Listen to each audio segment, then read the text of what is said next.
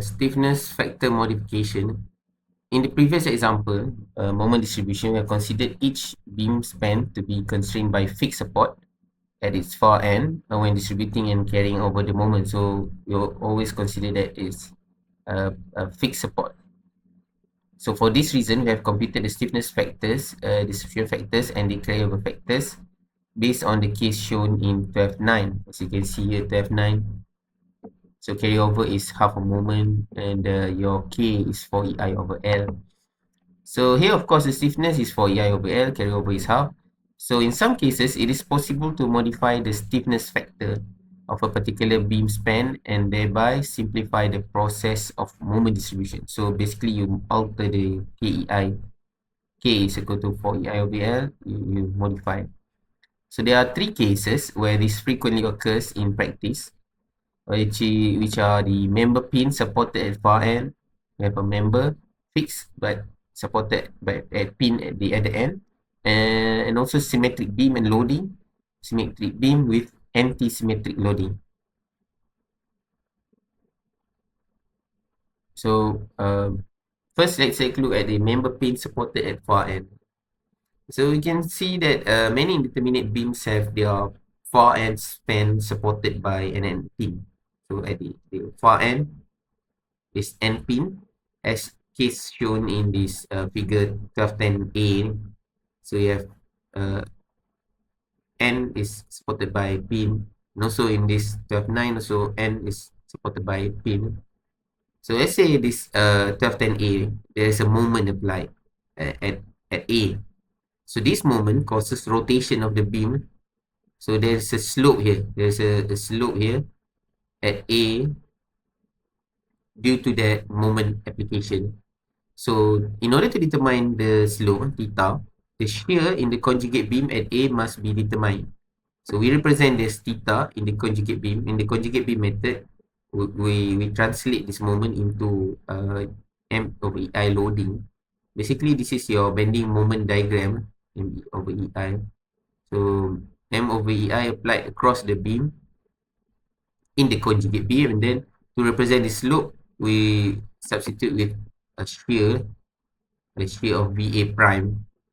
So if we write out this equation of moment at B, counterclockwise positive. So moment VA times L, there's a moment here due to that shear, and then a moment due to distributed M over EI here due to the moment MAB here. So it is a triangle loading, and therefore this is the area of triangle, 1/2 of MEI times L, so area of triangle, and this is the moment arm of the force. So the force acting here, there is 2/3 of length from B then. So you resolve for A, you solve for A, and you get your VA, which is, in the case of real beam, is equal to slope, is equal to ML over 3EI. So you separate the M from the equation and substitute with theta, so you get your moment is equal to 3EI over L times theta. This is the same equation that 4EI over L theta. This is your stiffness factor. So how much you apply moment of M, so how much the slope rotate depends on this stiffness factor. So there, your stiffness factor is 3I over L. This is only for far end pin or roller supported at the far end. So also note that the carryover factor is also 0 because pin cannot hold moment. If you draw bending moment diagram for this beam, the bending moment diagram will start from 0 and end with 0. There will be peak here, but there is a moment applied lah, but the reaction moment, there is no reaction moment at pin. So your 4EI over L that we usually use, we have to be modified by 3/4 to model the case of having far end pin supported. So if this modification is considered, the moment distribution process is simplified because the end pin does not need to be unlocked because it cannot support a moment because the pin cannot support movement. So there's no need to unlock B. So also the end span is pin. So the fixed end moments for the span are computed using the values on the right hand column. You can see before this we use left hand side of the column here, because we consider it's fixed. But since it is a far end pin, so you can simplify the work. So there is no moment here. So you can use this equation on the right hand side instead of the left hand side. So let's take a look at example 12.4.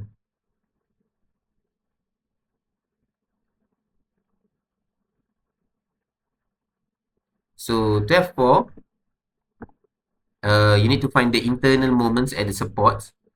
So internal moments at support here and here. You have a uniformly distributed load here, 240 Newton per meter, and then you have your moment of inertia 300 and 600 for AB and BC respectively. So a roller is supported at far end C. So you can calculate that BC as 3EI over L instead of 4EI over L. So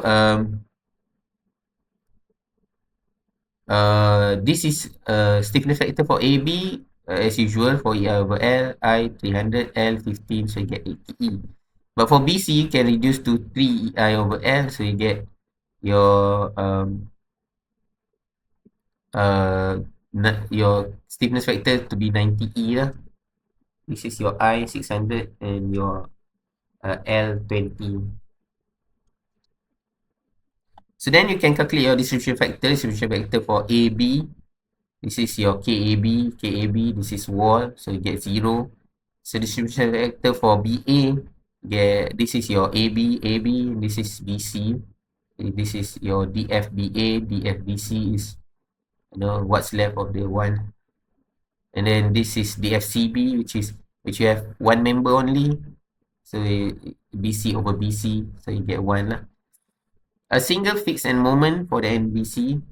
So you have only one fixed end moment. So in this case, we have a uniformly distributed load over a pin, and this is considered fixed.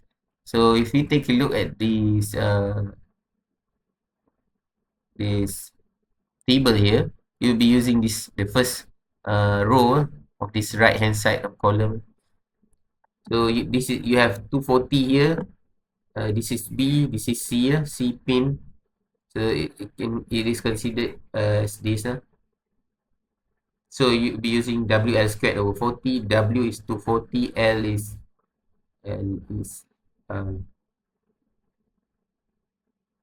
your L is 20.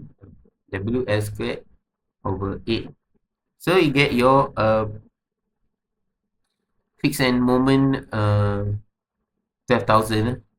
So it is a single end only at end B, instead of usually we use you have B and C of fixed end moment because you are using the left hand column.